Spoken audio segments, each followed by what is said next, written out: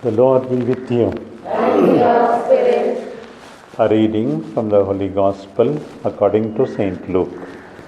Glory to you, O Lord. Jesus said to the man who had invited him, "When you give a dinner or a banquet, do not invite your friends or your brothers or your kinsmen or rich neighbors, lest they also invite you in return, and you be repaid. But when you give a feast, invite the poor, the maimed, the lame, the blind, and you will be blessed, because they cannot repay you. You will be repaid at the resurrection of the just." The Gospel of the Lord. Praise to you, Lord Jesus Christ.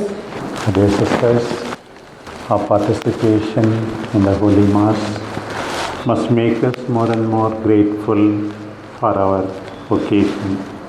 The chapter 11 of the letter to the Romans speaks of Paul's feelings of solidarity with his own people.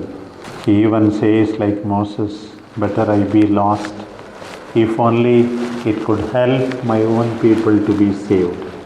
God has blessed us with so many gifts, has called us to follow Him more closely, and He never revokes it. Irrevocable calling, irrevocable gifts.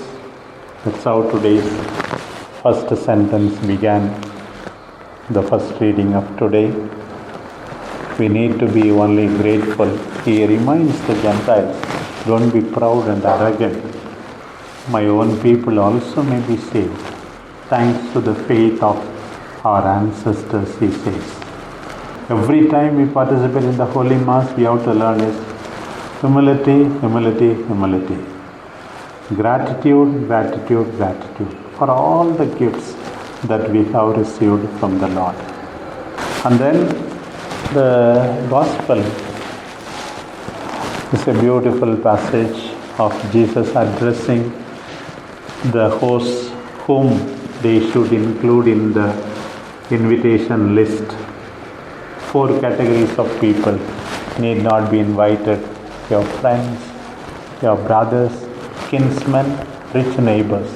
You are not anything special if you invite these 4 categories of people.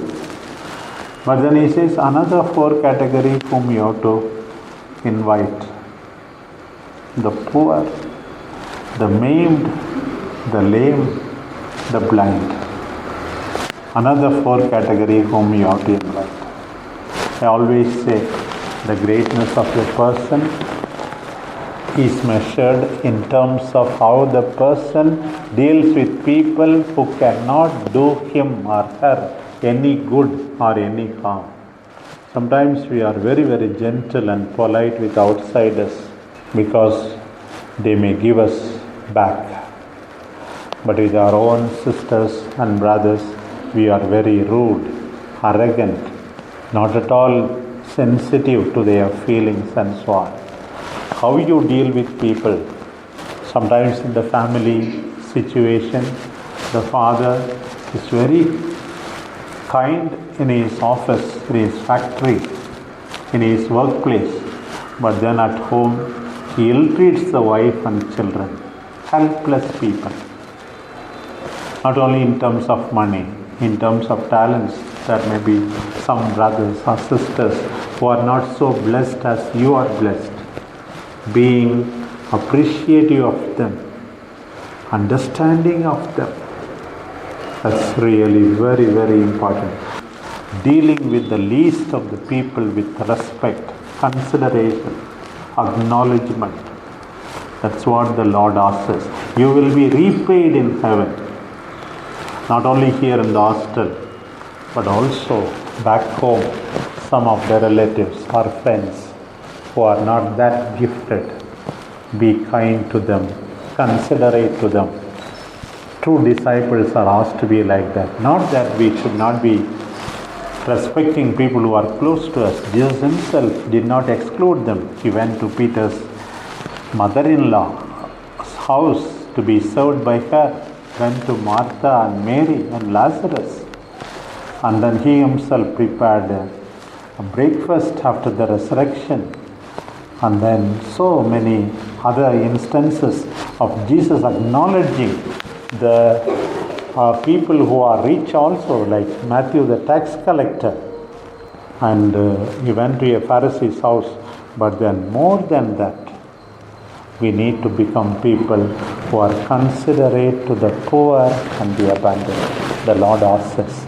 Ultimately, we will be known by our regard for the least of our brothers and sisters. That's our whole occasion. Otherwise, we will end up becoming mutual admiration society. She helps me, I help her. I go for walk with her. One day she helped for me. Another day I help her. Mutual admiration society has nothing to do with our discipleship. May the Lord strengthen us by the power of this Eucharist. Amen.